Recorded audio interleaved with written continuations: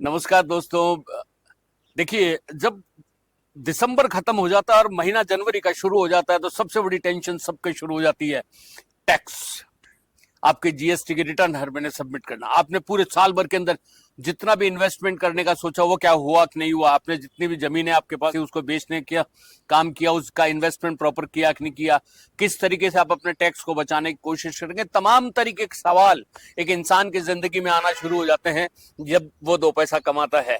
और जब वो कमाता है तो सबसे बड़ी बात भी करता है कि सरकार को टैक्स भी दे दे, लेकिन टैक्स कम से कम देने की कोशिश करता है। वो चाहता है कि इस पैसे का इन्वेस्टमेंट कहीं भी हो जाए तो वो उसके लिए एक प्रॉपर्टी के रूप में कन्वर्ट हो जाएगा। जी हाँ दोस्तों, आज हमारे साथ एक देश के बहुत बड़े चार्टेड अकाउंटेंट, टैक्स कंसल्टेंट जो है, जिनका एक पूरे देश के अंदर एक विशेष रूप से ख्याति प्राप्त है, दिनेश गोयल हमारे साथ हैं। आज हम इससे बेबाक बातें करेंगे और टैक्स कैसे बचाएं, किस तरीके से टैक्स बचाने के लिए काम करना है, प्रॉपर्टी बेच दी है तो उसके बाद क्या करना, तमाम तरीके के सवाल। आपका भी यदि कोई सवाल है तो निश्चित रूप से आप हमारे नीचे लिखे हुए टेलीफोन नंबर पर पूछ सकते हैं। आपकी समस्या का समाधान में निश्चित रूप से होगा। दिनेश जी, आपका बहुत बहुत स्वागत है हमारा। नमस्कार सभी दर्शकों को मेरा नमस्कार। अ, अ, एक गोयल साहब, सबसे बड़ी चीज आती है, आदमी को ये पता ही नहीं होता है कि उसको इनकम टैक्स रिटर्न भरनी भी है या नहीं भरनी है। तो वो किन परिस्थितियों में आदमी को ये लगता है कि यार मेरे को टैक्स रिटर्न जमा करानी चाहिए या नहीं करानी चाहिए, जबकि मैं टैक्स के स्लैब में भी नहीं आ रहा, और टैक्स स्लैब में नहीं आ रहा फिर भी मुझे कराना है, तो क्या फायदे हैं? कुछ लोगों को ऐसा लगता है कि यदि मेरे पास पेन है तो रिटर्न का फाइलिंग होना ही चाहिए। तो क्या यह सही है? ऐसा नहीं है। अगर मैं पैन कार्ड होल्डर हूँ तो कोई ज़रूरी नहीं है कि मेरी इनकम बिलो टैक्सेबल है। कुछ और क्राइटेरिया जो निर्धारित हैं, जैसे कि मेरा बिजनेस का टर्नओवर 60 लाख से ज़्यादा हो, प्रोफेशन का टर्नओवर 10 लाख से ज़्यादा हो, मेरा इलेक्ट्रिसिटी एक्सपेंसेस साल के 1 लाख रुपए से ज़्यादा हो, मैंने फॉरेन ट्रेवल पे 2 लाख से ज़्यादा खर्च किया हो। अगर ऐसी कोई परिस्थितियां हैं या मेरी वार्षिक सालाना आय, एनुअल इनकम, अगर टैक्सेबल बिलो टैक्सेबल लिमिट से ज़्यादा है, तभी मैं इनकम टैक्स रिटर्न फाइल करने के लिए दायी हूँ, मुझे करनी होगी, लायबल हूँ। अन्यथा केवल पैन कार्ड होने से ही इनकम टैक्स रिटर्न भरना जरूरी नहीं है। एक और बात है, कुछ लोगों के मन में यह धारणा होती है कि भाई मैं तो सैलरीड हूँ, मेरी तो वेतन के अलावा कोई दूसरी इनकम है ही नहीं, और मेरे नियोक्ता ने मेरा टीडीएस काट लिया है, तो क्या अब भी मुझे रिटर्न भरने की जरूरत है? कुछ मानते हैं कि नहीं, मुझे जरूरत नहीं होगी, लेकिन ऐसा नहीं है। यदि आपकी gross total income below taxable limit से ज़्यादा है, आप एक सैलरीड एम्प्लॉय है और आपका पूरा टीडीएस कट चुका है, तब भी आपको जो मैंने बातें अभी बताई, इन दशाओं में रिटर्न भरनी होगी। तो निश्चित रूप से गोयल साहब ने आपको बताया कि देखिए, टैक्स के अंदर कब आपको रिटर्न सबमिट करनी है, कब नहीं करनी है। और यदि आपका पैन कार्ड है तो जरूरी नहीं है आपकी टैक्स आपको रिटर्न सबमिट करनी पड़ेगी यदि आप टैक्सेबल लिमिट से बाहर हैं तो। दूसरी बात आपके लिए सबसे बड़ी जरूरी है कि आपको टीडीएस यदि आपका कट चुका और आप ये मान रहे हैं कि आपको टैक्स लिमिट से अब आप बाहर हो गए, बच गए, अब आपको रिटर्न सबमिट नहीं करनी, तो दिमाग से निकाल दीजिए। बिल्कुल, टैक्स में भले ही टीडीएस कट गया हो लेकिन तो भी आपको अपनी रिटर्न सबमिट करनी पड़ेगी। आपको अपने चार्टेड अकाउंटेंट से कंसल्ट करना होगा ताकि आपको किसी भी तरीके का सरकार की ओर से जो दंड लगता है उससे आप बच सके। क्योंकि आज आप ये सोचते हैं कि हमने अपना इनकम टैक्स का रिटर्न सबमिट कर दिया, तो मानिए, आप इस बात को मान कर चलिए, इनकम टैक्स डिपार्टमेंट हर चीज की स्क्रूटनी करता है। यदि आपने गलत जानकारी उसमें दी और आप पकड़ में आ गए तो आपकी पेनल्टी इतनी ज्यादा होगी कि आप दोबारा ऐसी गलती करने का हिम्मत भी नहीं कर सकेंगे। गोयल साहब, सबसे बड़ी एक चीज आती है, कई बार ये इंसान बहुत स्पीड में रहता है या अपने काम धंधों में इतने बिजी हो जाता है कि वो टैक्स की रिटर्न भरने की जो लास्ट डेट है उसे भी भूल जाता है। ऐसी स्थिति में उन्हें क्या करना चाहिए? कई ऐसी परिस्थितियां होती हैं कि हम नियत जो डेट है उस तक अपनी इनकम टैक्स रिटर्न फाइल नहीं कर पाते।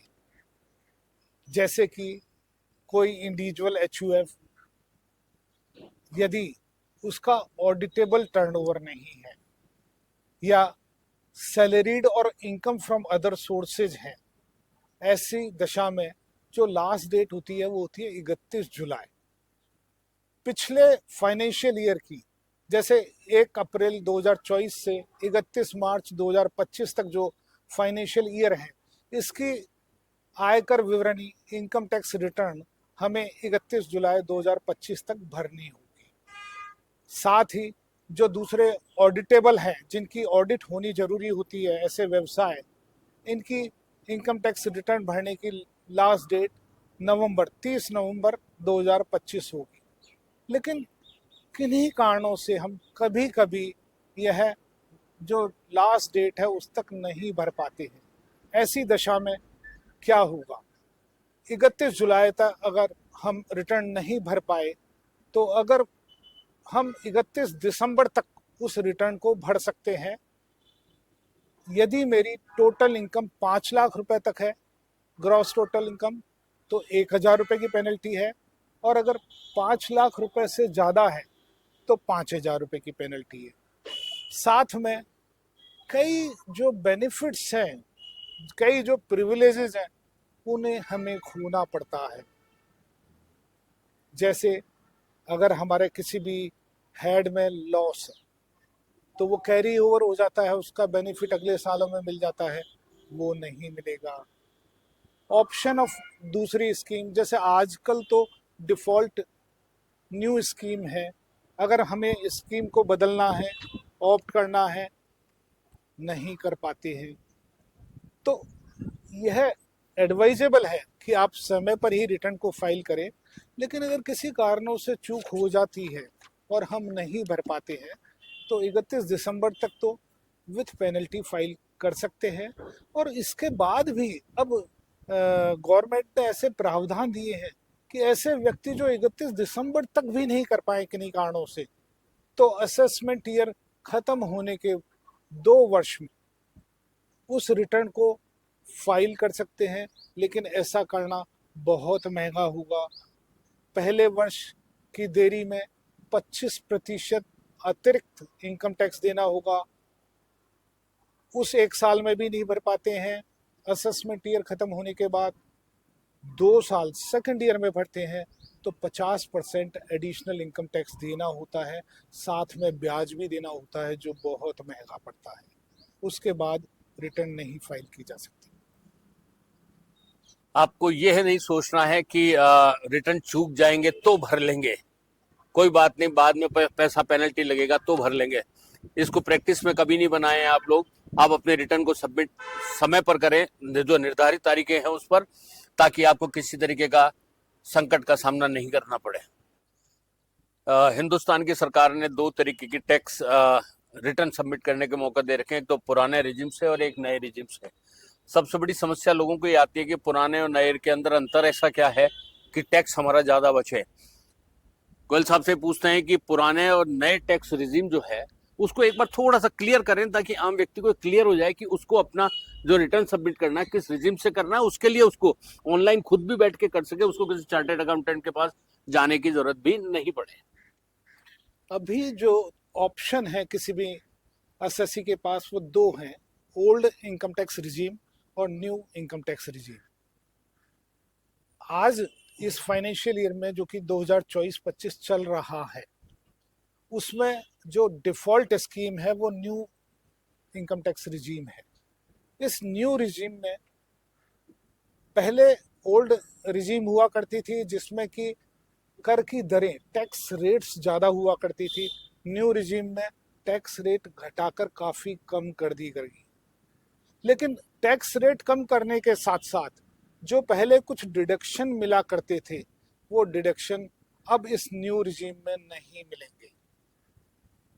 बिलो टैक्सेबल लिमिट जो कि 3 लाख, 5 लाख, 3 लाख जो इंडिविजुअल एचयूएफ में जो 60 साल से कम, और 5 लाख अन्य के लिए है।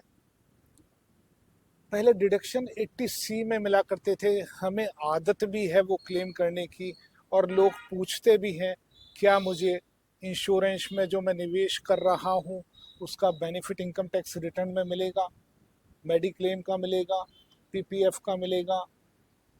ऐसे सभी डिडक्शंस जो ओल्ड स्कीम में मिला करते थे अब न्यू स्कीम में नहीं मिला करती। लेकिन फिर भी आप कहेंगे कि क्या ये तो नुकसान है हमें नई स्कीम में? जो हम पहले इन्वेस्टमेंट करवाते आ रहे हैं, जो कि इंश्योरेंस मैंने केवल इसलिए करवाया था कि मैं तो इंश्योरेंस में इंश्योर हो ही जाऊंगा, मुझे टैक्स में बेनिफिट भी मिलेगा, तो क्या गवर्नमेंट ने वो टैक्स बेनिफिट बंद कर दिया है? वो डिडक्शन नहीं मिलेगा न्यू स्कीम में? हाँ दोस्तों, उसका डिडक्शन तो नहीं मिलेगा, लेकिन आपको ये जानकर खुशी होगी कि बिना उसके डिडक्शन लिए भी जब हम टैक्स का कैलकुलेशन करेंगे तो टोटल टैक्स पहले से भी कम आता है। हम अगर टैक्स रेट्स देखें तो पहले जो टैक्स रेट्स थी उन टैक्स रेट से काफ़ी कम टैक्स रेट हो गई हैं। न्यू स्कीम में 3 लाख रुपए तक तो कोई टैक्स लगता ही नहीं है, 3 से 7 लाख तक 5%, 7 से 10 लाख तक 10%, और उसके बाद 10 से 12 लाख तक 15% लगता है, जो कि पहले 9 से 12 लाख में लगता था। तो अगर हम देखें तो उन एसएससीज को जिनकी इनकम अनुमानित 12 लाख से ज़्यादा है, 12-15 लाख है, उससे ज़्यादा है, तो बिना डिडक्शन लिए भी उनका टैक्स पहले से कम आता है। तो इसको सरल बना दिया गया है। पहले जो डिडक्शन मिलते थे उनको हटा दिया गया है। हालांकि standard deduction, interest on housing loan in the case of let out property, ये अभी भी है। इवन देन हम देखें तो नई स्कीम जो डिफ़ॉल्ट है, जिसके लिए किसी ऑप्शन की ज़रूरत नहीं है, पहले से सरल है, बेहतर है, और टैक्स भी कुछ केसेस में जो उनकी इनकम ज़्यादा है कम लगता है। गोयल साहब, एक सबसे बड़ी चीज आती है कि आज की तारीख के अंदर हर व्यक्ति को वसीयत में मानो या गिफ्ट में मानो एक पेरेंटल प्रॉपर्टी मिल जाती है। और वो पेरेंटल प्रॉपर्टी, मान लो सपोज टू मुझे मेरे पेरेंट्स से पहले पेरेंटल प्रॉपर्टी मिल गई, अब क्या मैं इसको बेच सकता हूँ? बेच सकता हूँ तो इसके बदले मुझे क्या नई प्रॉपर्टी खरीदनी पड़ेगी, या मुझे टैक्स इसमें किस तरीके से बचाया जा सकता है? ये एक बड़ा अहम बहुत लोगों के कंफ्यूज वाला विषय है, तो उसके लिए क्या करना चाहिए? ये एक आम व्यक्ति जिसको अपने जीवन काल में समय समय पे अपनी इमूवेबल प्रॉपर्टीज को बेचना होता है, चाहे वो खुद के द्वारा अर्जित हो या पारिवारिक उसको वसीयत या उत्तराधिकार में मिली हो, अलग अलग तरह की धारणाएं हैं। कुछ लोग कहते हैं कि ये पेरेंटल प्रॉपर्टी है, मेरी पुश्तैनी संपत्ति है, तो क्या इसके बेचने पर भी टैक्स लगेगा? इस पर तो टैक्स नहीं लगना चाहिए। या अगर मैं मेरी कोई संपत्ति बेचता हूं तो क्या इस पर भी टैक्स लगेगा? दोस्तों, ऐसा है, मेरी अगर पुश्तैनी संपत्ति है और मुझे वो वसीयत या उत्तराधिकार में मिली है, अब मैं उसका मालिक हूं और उसको बेचता हूं, तो उस पर टैक्स लगेगा। लॉन्ग टर्म कैपिटल गेन जो होता है, कोई भी संपत्ति, चाहे हमारी वो स्वयं की अर्जित हो या हमें पुश्तैनी मिली हो, दोनों ही दशाओं में यदि हम उसका विक्रय करते हैं, स्वयं की अर्जित हो, 2 साल से ज़्यादा मैंने रखी है, तो लॉन्ग टर्म कैपिटल गेन के नाम से जो टैक्स लगता है वह लगेगा। बट इसको बचाया जा सकता है, कम किया जा सकता है। सबसे पहले तो हम ये देखें कि ये एग्रीकल्चर लैंड रूरल एरिया में तो नहीं है। रूरल एरिया, आपकी जो ज़मीन है किसी भी म्यूनिसिपल एरिया से कितनी दूर है, आप उस स्थान की क्या पॉपुलेशन है, इस बात पर आधारित होती है। अगर ये रूरल एग्रीकल्चर लैंड है जो कृषि में प्रयुक्त होती आती रही है, तो इसके विक्रय पर कोई टैक्स ही नहीं है, इनकम टैक्स ही नहीं है। आपको देखना होगा, ये राय लेनी होगी कि वो ज़मीन रूरल में आती है, रूरल एग्रीकल्चर लैंड है, तो कितने भी रुपए की क्यों न हो, कोई टैक्स नहीं है।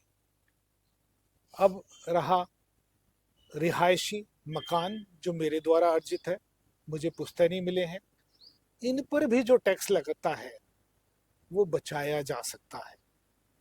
कैसे बचाया जा सकता है? कई माध्यम है, कानून में कई ऐसे प्रावधान दिए गए हैं कि आप जो भी आपको उसके विक्रय से पैसा मिला है, जैसे अगर आपने एग्रीकल्चर लैंड बेची है, एग्रीकल्चर लैंड को बेच के आप दोबारा किसी एग्रीकल्चर लैंड में लगा देते हैं, आपने मकान बेचा है रिहायशी, उसको बेच के किसी दूसरे मकान में लगा देते हैं, या कुछ बॉन्ड्स हैं जो कि स्पेसिफाइड हैं, जैसे NABARD bond, rural electrification bond, इसमें निर्धारित समय में लगा देते हैं 5 साल के लिए, तो भी हम टैक्स बचा सकते हैं। तो हम उस परिस्थिति में कि हमने क्या संपत्ति बेची है, क्या वो इस योग्य है कि दोबारा इसे लगाया जा सकता है, और निर्धारित समय में निर्धारित प्रक्रिया के द्वारा अगर निवेश कर देते हैं तो टैक्स की बचत हो जाती है। ऐसा जब भी आप कोई विक्रय करें तो इन सब बातों को ध्यान में रख के कर बचा सकते हैं।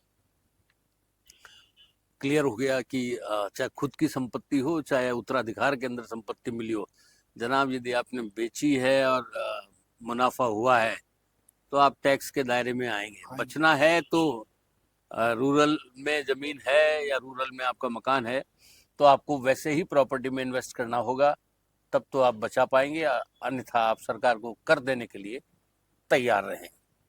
गोयल साहब, सबसे बड़ी चीज एक ही आती है कि आज की तारीख के अंदर बहुत बड़ी संख्या में ऐसे लोग हैं जिन्होंने अपने मकान को विभिन्न हिस्सों के अंदर किराए पर देकर उसको अपनी जरिया बना लिया एक आय का। क्या किराए की इनकम टैक्सेबल है या नॉन टैक्सेबल है, और किसको किस तरीके से बचाया जा सकता है? जो इनकम फ्रॉम हाउस प्रॉपर्टी है, मकान से जो आय है, चाहे वो रिहायशी हो या कॉमर्शियल उपयोग में ली जा रही हो, यह कर योग्य है, टैक्सेबल है। इसमें से कुछ छूट हम ले सकते हैं जो हमें लेनी चाहिए, जैसे यदि हम कोई म्युनिसिपल टैक्स देते हैं तो उसका डिडक्शन मिल जाएगा। इसके अलावा गवर्नमेंट भी ये मानती है कि जब हम कोई प्रॉपर्टी मेंटेन किए हुए है तो उसकी मेंटेनेंस पे खर्चा होता है, तो मेंटेनेंस का खर्चा 30% जो भी हमें रेंट मिलता है उसका 30% बिना किसी एक्चुअल खर्चे की डिटेल दिए या बिना किसी एक्चुअल खर्चे को बताए हुए 30% हम क्लेम कर सकते हैं और वो हमें 30% डिडक्शन मिलता है। इसके अलावा ज़्यादातर जो मकान किराए पर दिए जाते हैं, बनाए जाते हैं, हाउसिंग लोन लेके बनाए जाते हैं, तो हाउसिंग लोन पर जो हम इंटरेस्ट देते हैं वह भी एक खर्चा है। तो अगर हम इंटरेस्ट ऑन हाउसिंग लोन कोई दे रहे हैं तो उसका भी पूरा डिडक्शन मिलता है। जो भी इंटरेस्ट हम दे रहे हैं वो रेंट की इनकम में से कम हो जाता है। तो ऐसी दशा में जब हमारे पास इंटरेस्ट काफ़ी देना हमें पड़ रहा है तो रेंट 1/3 डिडक्शन लेने के बाद और म्यूनिसिपल टैक्स का डिडक्शन लेने के बाद बहुत कम कर के लिए बचता है। शायद अब आपका कंफ्यूजन दूर हो गया होगा कि यदि आप किराए से इनकम कमा रहे हैं तो देखिए, बहुत सर ने बहुत सीधी सी बात कही है, जो भी आप टैक्स दे रहे हो, म्यूनिसिपल टैक्स वगैरह दे रहे हो, उसका 30% रेंट का, टोटल रेंट का वो लेस कर दीजिए, municipal tax plus 30% extra, 30% plus extra, तो निश्चित रूप से आपकी बचत होगी। लेकिन इसका मतलब ये नहीं है कि आप रेंट से अपनी इनकम कर रहे हैं और टैक्स नहीं चुका रहे हैं। ऐसी गलती और ऐसी भूल कभी मत कीजिएगा। इसमें मैं एक बात और कहना चाहूँगा। अभी लोगों में एक ये भ्रम है, कुछ लोग यदि अकेले के नाम से संपत्ति है तो भी 2 नाम से किराए पर दे देते हैं और किराया किसी एक व्यक्ति के नाम से दिखा देते हैं। मैं ये बताना चाहूँगा, जो किराए की आय है वो ओनरशिप के साथ जाती है। अगर मैंने मेरे और मेरी पत्नी के नाम से जॉइंट नेम से प्रॉपर्टी ली हुई है तो किराया भी आधा आधा दोनों की इनकम में दिखाना होगा। कुछ लोग इंटरेस्ट ऑन हाउसिंग लोन का फायदा लेने के लिए स्वयं जो कि सैलरीड है उसी नाम से दिखा देते हैं। कुछ लोग, चूंकि मैं सैलरीड हूं और मेरी दूसरी आय है तो सारा रेंट अपनी वाइफ के नाम से ही दिख देते हैं। ऐसा नहीं है। प्रॉपर्टी के स्वामित्व के बराबर ही इनकम जो भी उनके ओनर्स हैं उनके हेड में दिखाई जाएगी। गोयल साहब, सबसे बड़ी चीज आती है एक बार कि आजकल गिफ्ट्स भी देने का एक चैन बन गया। गिफ्ट डीड बना ली, गिफ्ट के अंदर कोई घर दे दिया, आदि आदि तमाम चीजें जो मैं फिक्स असेट्स में आ रही है। तो क्या गिफ्ट पर भी कोई टैक्स का प्रोविजन है? वास्तव में यह जनरली इस तरह का होता है कि बच्चा छोटा है, इसके बैंक खाते में लाख रुपए कैश जमा दो, करा दो, यह बता देंगे कि चाचा ने दिया, मामा ने दिया, कहीं से आया। जो गिफ्ट है, हम किसी से भी 50,000 रुपए तक लेते हैं, कोई टैक्स नहीं है, लेकिन इसमें लिमिट है 50,000। लेकिन एक दूसरा बहुत बड़ा फायदा दिया है। यदि हम ब्लड रिलेशन में गिफ्ट लेते हैं, देते हैं, इस पर कोई टैक्स नहीं है। आप अपने किसी ब्लड रिलेटिव से करोड़ों रुपए अगर गिफ्ट ले लेते हैं या करोड़ों रुपए की कोई प्रॉपर्टी गिफ्ट में ले लेते हैं, बशर्ते कि वो वह रिलेटिव हो जो कि कानून में लिखा है, जैसे ब्रदर सिस्टर, फादर सन, जो रिलेटिव्स कानून में स्पेसिफाइड है, उनसे कोई भी संपत्ति या कोई भी राशि हम गिफ्ट के रूप में लेते हैं, पूर्णतः कर से एग्जेम्प्ट है। बहुत बड़ा फायदा है। हम इवन विदेश से भी हमारे किसी ब्लड रिलेटिव से कोई पैसा मंगवाते हैं, वह भी पूरी तरह से एग्जेम्प्ट है। इसलिए संपत्ति अपने रिलेटिव को ट्रांसफर करना, मकान, दुकान, जमीन, बहुत आसान है, कोई टैक्स नहीं है। मेरे परिवार में मैं कुछ प्लानिंग करता हूँ, किसी एक व्यक्ति के नाम से कोई बड़ा प्रोजेक्ट चालू करता हूँ, गिफ्ट देता हूँ जो कि ब्लड रिलेटिव है, कोई टैक्स नहीं है। इसमें मैं एक बात और बताना चाहूँगा कि यदि 50,000 रुपए का कैश गिफ्ट, लेकिन कुछ केसेज में जैसे हम प्रॉपर्टी का ट्रांसफर करते हैं, संपत्ति बेचते हैं, संपत्ति ट्रांसफर करते हैं, तो जो स्टैम्प ड्यूटी वैल्यू है, अगर उससे कम में ट्रांसफर करते हैं, मैंने मेरी प्रॉपर्टी बेची और जब बेचते समय मैंने रजिस्ट्री कराई, तो जो स्टैम्प ड्यूटी वैल्यू है उससे कम में मैंने उसको ट्रांसफ़र की, अगर वो 10% तक है तब तो ठीक है, लेकिन ज़्यादा है तो वह गिफ्ट मानी जाती है। और अगर वह व्यक्ति ब्लड रिलेटिव नहीं है तो 50,000 रुपये तक ही एग्जेम्प्ट होगा, बाकी पर टैक्स लगेगा। केवल 50,000 रुपये तक दिया गया गिफ्ट जो कि नॉन रिलेटिव को दिया जाता है, एग्जेम्प्ट है। इसके अतिरिक्त कर योग्य है, ब्लड रिलेशन में ऐसा नहीं है। गोयल साहब, एक चीज आती है कि जब मैं कोई भी स्थायी संपत्ति को खरीदता हूं या बेचता हूं, तो मुझे किन बातों का ध्यान रखना चाहिए ताकि मुझे सरकार की जो खुफिया निगाहें हैं टैक्स वाली, मैं उससे भी बच सकूं? यहाँ सरकार की निगाहों से बचना तो बहुत मुश्किल है, लेकिन हाँ, हम यह जरूर कर सकते हैं कि हम अपने जो कानूनी दायित्व हैं उनकी पालना करें, तो सरकार की निगाह हम पर नहीं पड़ेगी। अब क्या ऐसी कानूनी दायित्व हैं जिनका हम पालना नहीं करेंगे तो सरकार की निगाह अवश्य रूप से हमारे पर पड़ेगी।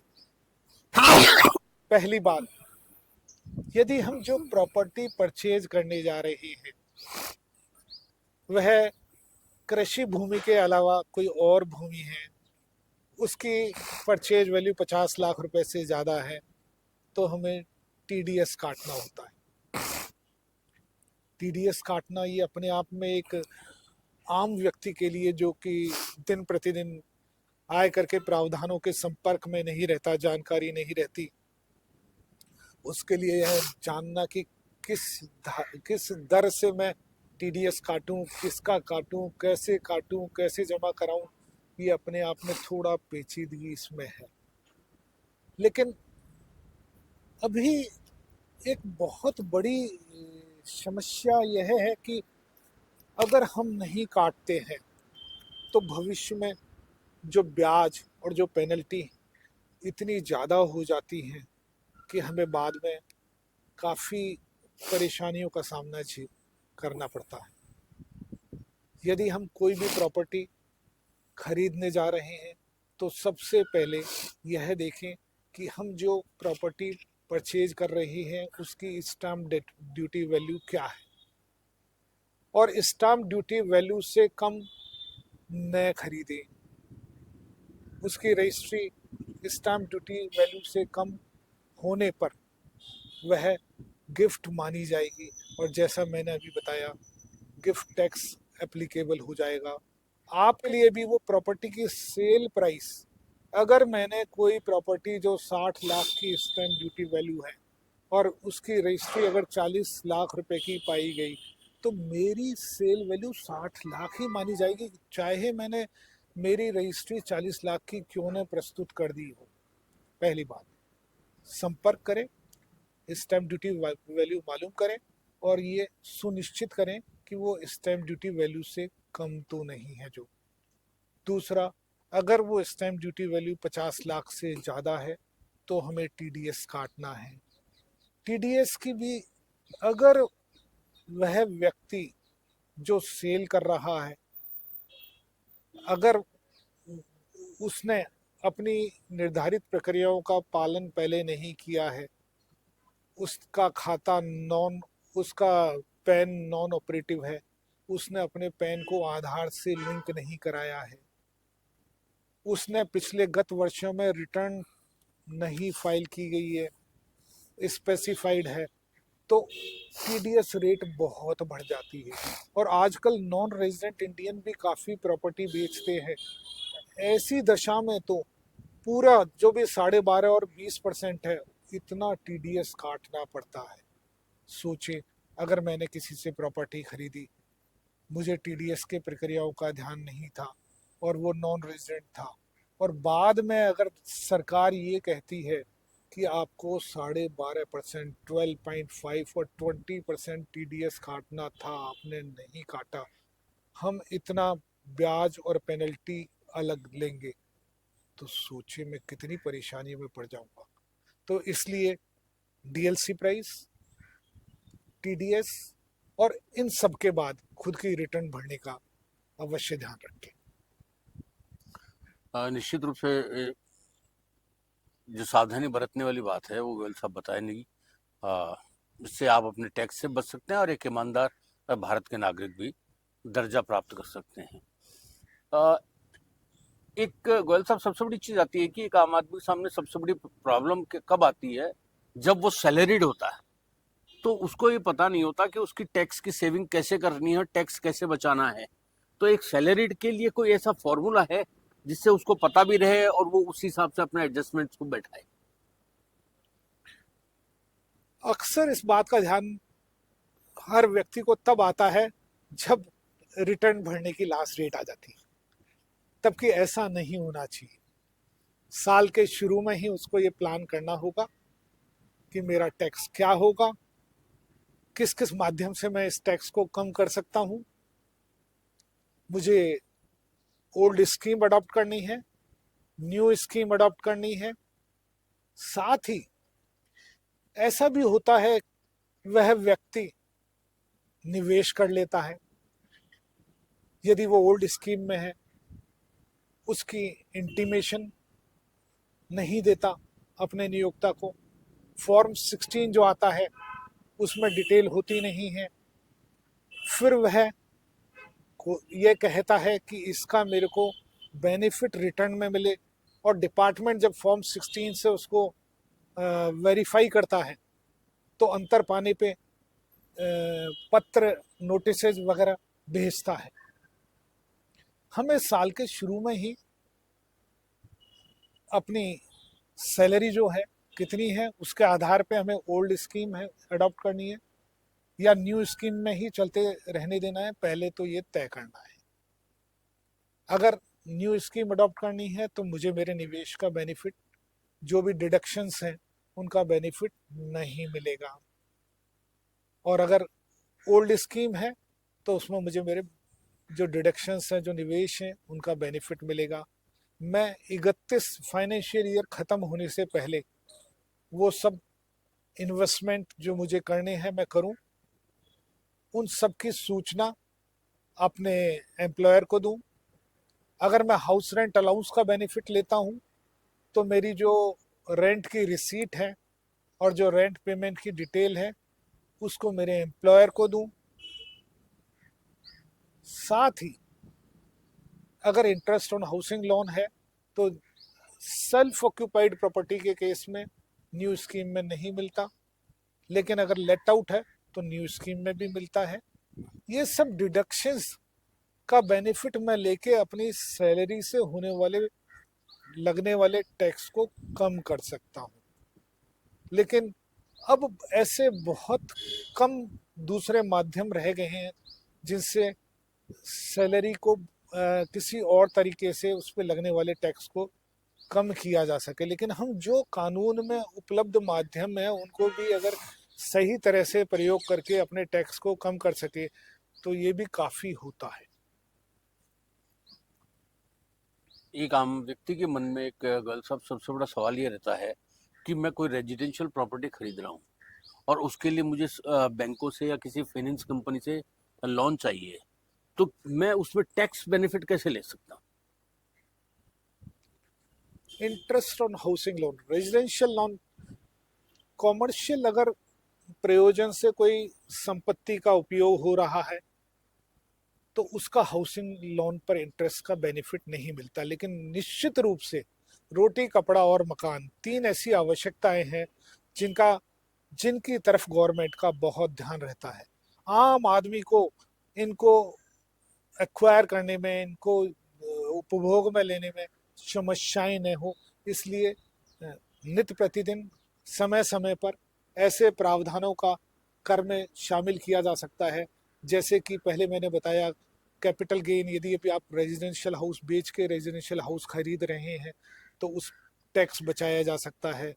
रेजिडेंशियल हाउस पे अगर हम इंटरेस्ट ऑन हाउसिंग लोन, अगर इंटरेस्ट ऑन हाउसिंग लोन हम कोई भी लोन ले, अगर उसका नेचर हाउसिंग लोन है, उसका रिपेयरिंग के लिए नहीं है, रिनोवेशन के लिए नहीं है, बट हाउसिंग पर्पस से, addition in house, new construction of house, यदि हम कोई लोन लेते हैं, उस पर कोई ब्याज देते हैं, उस ब्याज का डिडक्शन हमें अवश्य मिलेगा। इंटरेस्ट ऑन, अगर वो सेल्फ ऑक्यूपाइड है मकान, मैं मेरे रहने के लिए प्रयोग में ले रहा हूं, तो ओल्ड स्कीम में इसका कोई डिडक्शन नहीं मिलता। न्यू स्कीम में 2 लाख रुपए तक इसका डिडक्शन मिलता है। अगर ये मकान किराए पर दे दिया हुआ है तो पूरे ब्याज का बेनिफिट हमें इनकम फ्रॉम हाउस प्रॉपर्टी में लेस होकर डिडक्शन के रूप में मिल जाएगा। साथ ही साथ चूंकि गवर्नमेंट की प्रायोरिटी इस बात की है कि हाउसिंग, जो रेजिडेंशियल हाउस है, उसमें ज़्यादा से ज़्यादा बेनिफिट आम व्यक्ति को मिले। जब हम अगर ओल्ड स्कीम में stamp duty, repayment of housing loan की जो इंस्टॉलमेंट होती थी उसका भी 80C में बेनिफिट मिलता था।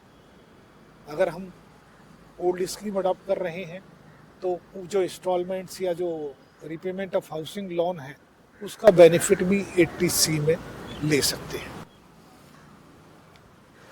जैसे गवर्नमेंट एम्प्लॉयज़ के लिए आजकल रिटायरमेंट की उम्र कहीं 60 और कहीं 62 इस तरीके का चल रहा है, लेकिन 50 के बाद में आदमी आने के बाद सरकारी नौकरी वाला व्यक्ति ये सोचने लग जाता है बस बहुत हो गई नौकरी, 20-30 साल की नौकरी कर ली, अब थोड़ा सा जिंदगी का आराम करें और वीआरएस लेके छुट्टी कर लेते हैं।